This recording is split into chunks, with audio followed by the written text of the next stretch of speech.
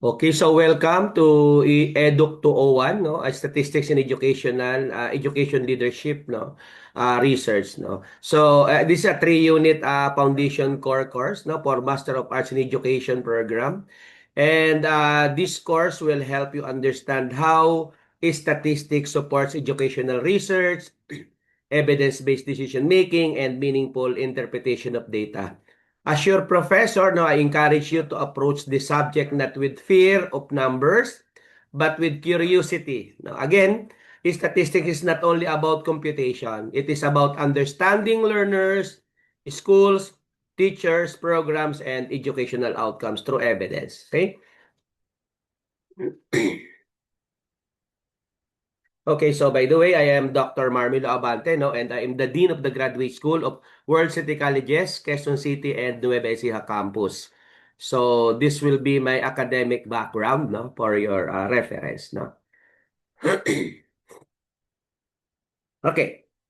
World City Colleges envision itself as one of the Asia's best multidisciplinary schools of choice and recognized leaders in producing highly competent, industry-relevant, and value-laden graduates. Now, for this course, that vision reminds us that graduate students must be prepared to think globally, act responsibly, and use knowledge to contribute to nation building and global progress.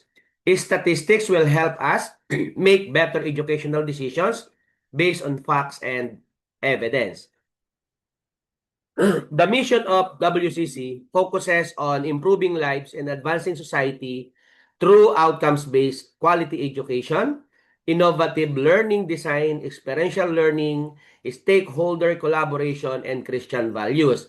In statistics, no, we'll apply this mission by learning the subject, no, in or course in a practical and research-oriented way.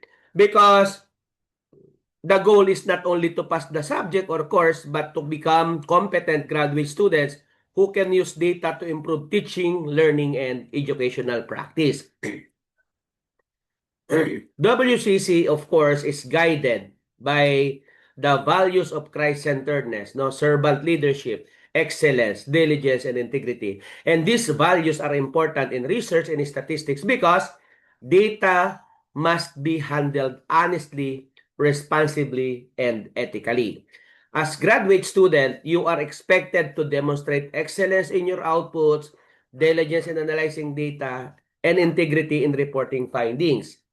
Research becomes meaningful only when it is conducted truthfully and used for the benefit of learners and the community.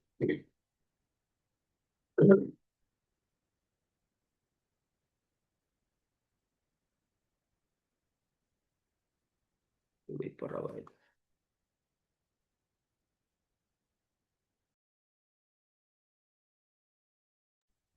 Okay, so once again, the graduate school vision, no?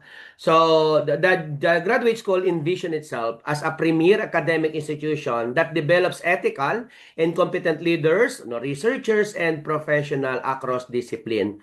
Because this course no contribute to that vision by strengthening your ability to conduct research, analyze educational data, and make informed conclusions. So through statistics, you will be trained to become more analytical, research-oriented, and evidence-driven in your professional practice. The Graduate School mission emphasizes knowledge, leadership, professional excellence, transformative research, and ethical practice. These are all connected to the purpose of statistics in education. In this course, you will learn how to use statistical tools not only for academic compliance, but also for solving educational problems. The ultimate goal is to help you become a professional who can use evidence no, to support innovation, improvement, and sustainable development in education. So, as you can see in our slide, no, the graduate school programs offering including the Master of Arts in Education, Major Education and Management, in Major in Mathematics and Educational Management, no. Eduk 201 is a foundation course that support both MAED specialization. Regardless kung major kayo ng statistics or kaya po ay educational management. because statistics is essential for educational leaders and teachers and must know how to interpret data, evaluate programs, understand learner performance, and support decision with evidence. Okay? So, the graduate school aims to advance knowledge and critical thinking, develop competent and ethical leaders, promote research and innovation, cultivate collaborations, and uphold Christian values and integrity. So, statistics is aligned with this objective because statistics strengthens critical thinking and research capability. So, because by the end of the course, you should be able to connect research questions, variables, no, hypotheses, statistical treatments, and interpretation of results. Mm. For mathematics students, no, the program outcomes include advanced mathematical knowledge, effective instruction, assessment of student learning, inclusive classroom educational research, professionalism, and leadership. So this course support these outcomes by helping mathematics educator use data to evaluate learning, analyze assessment results, and improve in instruction. Because again, statistics becomes a tool for understanding student performance and improving mathematics education. For MAED Educational Management Program outcomes, so the MAED EM student, no, the program focuses on educational leadership, organizational management, strategic planning, program improvement, ethics, no, innovation, and lifelong professional growth. Statistics is more important in educational management. Bakit? Leaders must make decisions based on evidence, whether evaluating school performance, teacher effectiveness, student outcomes. Educational managers need statistical thinking to make sound and responsible decisions. Okay? Now, the course overview. No, statistics is a graduate level statistic course for educational research. No, it is a part of the MAED program, carries 3 units, and requires methods of research or its equivalent as prerequisite. The central purpose of this course is to develop your ability to select, apply, interpret, and report statistical methods appropriately for master's level educational research. So by the end of the course, you should be more confident in using statistics as a tool for educational inquiry. This course covered descriptive and inferential statistics, probability, sampling, hypothesis testing, confidence interval, test of differences and relationship correlation, regression, selected non-parametric procedures, and statistical software. And more importantly, the course teaches you how to align statistical treatments with research question, hypothesis, research design, and levels of measurement, no? Our goal is to empower you, no, to make data-informed decisions and contribute meaningful insights to educational research, no? So, learning outcomes. So, at the end of the course, you are expected to explain the role of statistics in educational research, identify variables in levels of measurement, organize and interpret data, and apply measures of central tendency, variability, position, and distribution. You will also learn sampling, probability, hypothesis, significance, confidence intervals, parametric and non-parametric procedures, statistical software, interpretation of output, in proper presentation of findings. Because again, the final goal is to prepare a statistical analysis appropriate for a master's level educational research project. Hindi na dito pwede po yung ano, no, yung mean standard deviation alone, no? Dapat tayo ay meron ng inferential statistics application kasi kayo po ay nasa master's degree level na po. So, you will identify variables and statistical requirements for your MAED research problem. And this will help you understand that before computing anything, a researcher must first clearly know the research problem, variables, and measurement level. So, we will discuss descriptive statistics in data presentation for, this will be the topic number 1, no, next meeting, no? And I will assign somebody, no, later, right after our class, I will assign. As you can see, Section C and Section D are merged, no?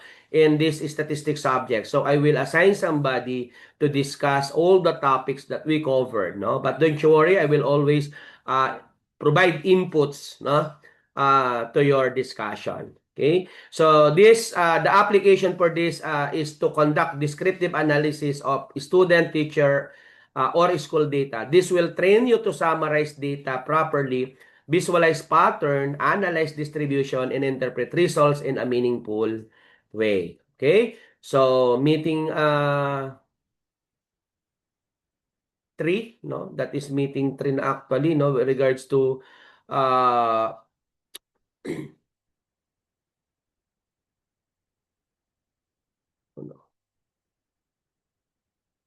okay, that is a descriptive statistic and present data presentation as I mentioned earlier, no? Focus on frequency distribution tables and graphs, mean, median in mode, range, variance in standard deviation, quartiles and percentiles, and skewness and interpretation of educational data set. So we conduct descriptive analysis of a student, teacher, or school data as I mentioned. Topic number 3, focus on probability sampling and normal distribution. This module focuses on probability sampling and normal distribution. So we will discuss basic probability, population versus sample, probability and non-probability sampling, sampling error, normal distribution, z-score, central limit theorem, and confidence interval. The application will involve a sampling exercise and assessment of data distribution. So this module is important because many statistical tests depend on sampling probability and distribution assumption.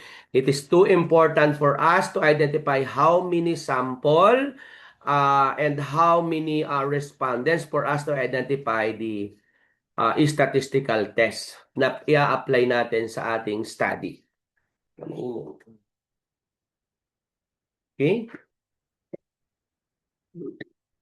Module 4, statistical inference and hypothesis. No, this testing, no, in this module introduces statistical inference and hypothesis testing. We will distinguish research hypothesis from statistical hypothesis. Magkaiba po 'yon. And discuss null and alternative hypothesis, level of significance, p-value, confidence interval, one-tailed and two-tailed test, no, type 1 and type 2 errors, statistical versus practical significance and test assumption. So the application is to develop hypothesis and statistical decision rules from educational research question, and this will help you understand that hypothesis testing is not only about rejecting or accepting statement, but about making informed decisions from evidence. Because during our undergraduate program, pag sinabing hypothesis, okay, accepting ano lang yan, accepting or rejecting lang yan. Pero hindi po ganon sa graduate school program. We are about making informed decision from the available evidence. Okay? Module 5, test of differences. No? This module focus on test of differences, and we will discuss one sample t-test, independent sample t-test, paired sample t-test, one-way ANOVA, post-hoc analysis, effect size, assumptions and interpretations, no? So the application is to compare achievement, satisfaction, competency, or performance across educational groups. This meeting will help you select the correct test when your research problem asks whether groups differ significantly from one another. Module 6, no, correlation. Module 6 actually focuses on correlation, association, and regression. So we will discuss person correlation, Spearman rank correlation, strength and direction of relationship correlation versus causation, simple linear regression, coefficient of determination, and introduction to multiple regression. The application is to analyze relationship among educational variables and develop basic predictive models. This lesson will are connected and how some variables may help explain or predict, no, educational outcomes. Module 7, categorical and non-parametric statistics.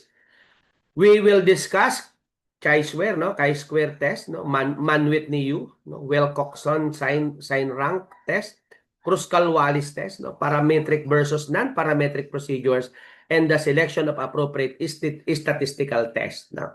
The application is to select and conduct statistical tests for different MAID research scenarios.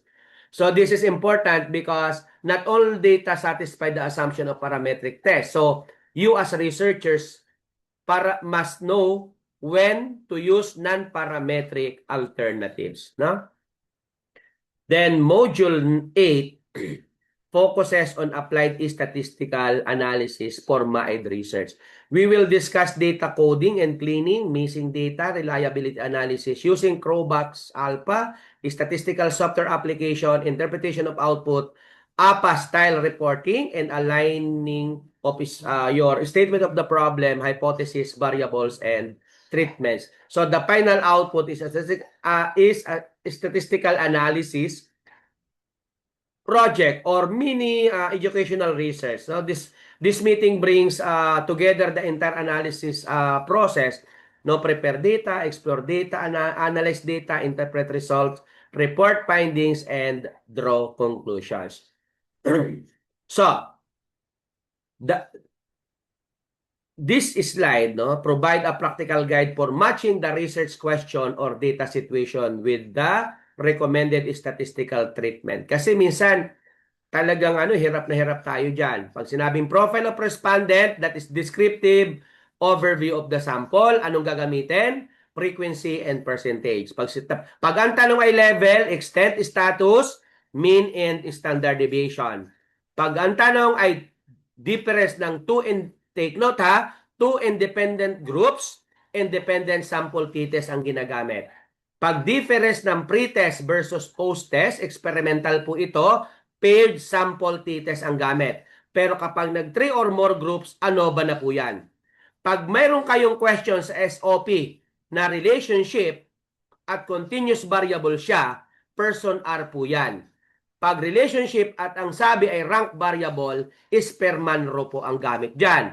Kapag association at categorical variables, chi-square test po yan. Kapag prediction naman po siya, simple or multiple regression. At pag assumption not satisfied, appropriate non-parametric test po ang ginagamit natin. Para clear po tayo, no?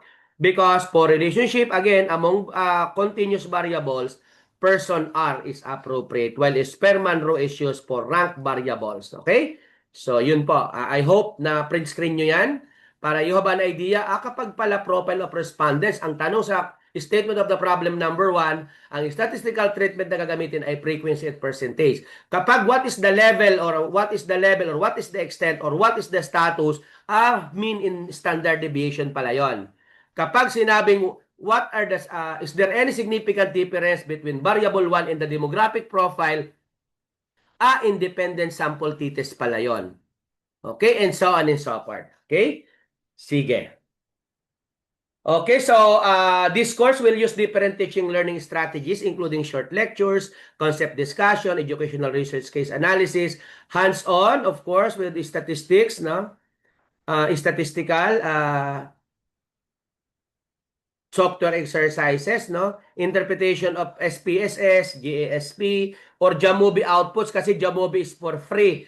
Pero ganun nga lang, hindi siya ganun ka 100% reliable. Kasi let's say, kung gusto mong ma-publish siya ng Scopus Index, yung iyong proposal or yung iyong research output, acceptable naman ang Jamovi software for statistical treatment. But still, SPSS, as a licensed software, is still reliable. Okay? And critic, of course, of statistical treatments and published studies. We will also use problem-based statistical decision exercises, individual or group data analysis, workshop, research consultation, and presentation. So the approach is to apply educational research rather than formula memorization. So let's say, for example, if your professor in research asks you to provide chapter 1 and 2, then you have already crafted your SOP or statement of the problem. We will able actually to discuss in this course what is specific statistical treatment fitted to your statement of the problem. We could help naman po, no problem. Okay, suggested course requirement po Yan po yung mga requirements. Meron tayong statistical software activities, research article, statistical critic, major exams, narrative report, pre-recorded video of assigned topics, and final statistical analysis project. And we could able actually to publish our own statistical or research article, statistical critic po. Pwede tayong gumamit kahit literature review lang po. Pwede natin gawin yan. And I will help you po. By group siguro tayo as final requirements. I look forward that all of my master's degree and doctorate degree student could be able to publish research either in SSRN or ResearchGate or academia. No, at least even that is a database publishing, but still published. No, there are certain how do you call this one na naggumagamit din ng inyong research or ginagawang reference yung inyong researches, no? Then final statistical analysis project, no? Ito po yung outline ng inyong final project. So by 3 siguro tayo, 2 to 3 per group, no? So kailangan merong research title. Kung ano po yung research title nyo sa inyong research subject, pwede naman po nating i-consider. So next meeting, kailangan makaprovide na po kayo ng inyong research title. Research hypothesis. Don't you worry, I will help you throughout the end of this semester on how you will be able to have this statistical analysis project. No, hindi po ako madamot sa kaalaman. Don't you worry. Okay, then statistical, of course, a variable, measurement, treatment, and ano. So as you can see, no, talagang binigay ko na lahat. Kasi nung ako'y nag-aaral, kasi parang kulang na kulang ako sa information. Ano? So, it include research again. This matrix is practical planning tool for MAID research. No? It connects the SOP, variables, measurement level, statistical treatment, and purpose of analysis. Let's say, for example, kapag respondent profile, question number 1 mo sa statement of the problem, variable usually use nominal or ordinal measurement and are treated using frequency and percentage. Ano pa? So, makikita nyo na po dyan. Very well-guided na po kayo dyan. Kapag level of variable, difference by groups, relationship X and Y, predictors of Y, and so on, nandyan na po siya. So, the primary competency in this course is statistical decision-making and interpretation, not manual computation alone. So, tapos na po yung ganong era, no? You must develop critical thinking, data literacy, evidence-based decision, making, clear communication, and impact-oriented interpretation. So, very interesting, right? Siguro yung mga mathematics dito, wala, mani lang sa kanila to. Sa mga educational management, medyo na-challenge sila right now. Okay? So graduate level, as I mentioned. So what will be the process, ano? So from research problems, no, variables, levels of measurement, research design, statistical assumption, appropriate test, software analysis, interpretation, and educational implications, no? This will be the statistical decision making and interpretation, not manual computation alone, as I mentioned. So you need again to, I just want to reiterate, evaluate evidence and question assumption, understand and work confidently with data, make informed conclusion that matters, present results clearly and accurately, and translate findings into meaningful educational impact. Okay, so right now, the course will use textbook and reference that support graduate level content, no, real world application, data driven insights, and evidence based decision. So the listed references include works on SPSS, multivariate analysis, regression, behavioral statistics, research design, and statistical methods. So these resources will help you understand both the theory and application of statistics. So I encourage, no, you to use them not only for compliance but also for strengthen your confidence in conducting and reporting educational research. Ano pa? So kami po yung author ng textbook pong yan. Okay, so to conclude, remember that statistics is for better educational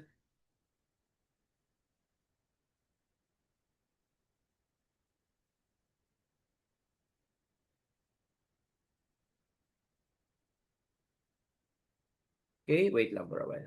Okay, for educational decision. It connects research evidence, interpretation, and impact. When properly used, statistics help you understand educational realities and make decisions that improve learning, teaching, leadership, and policy. Thank you, everyone. I hope you enjoy the rest of the semester. Let us approach EDUC 201 with openness, diligence, and confidence, knowing that statistics can become a powerful tool for meaningful educational research. Now, so good luck everyone and welcome again to World City College's Graduate School.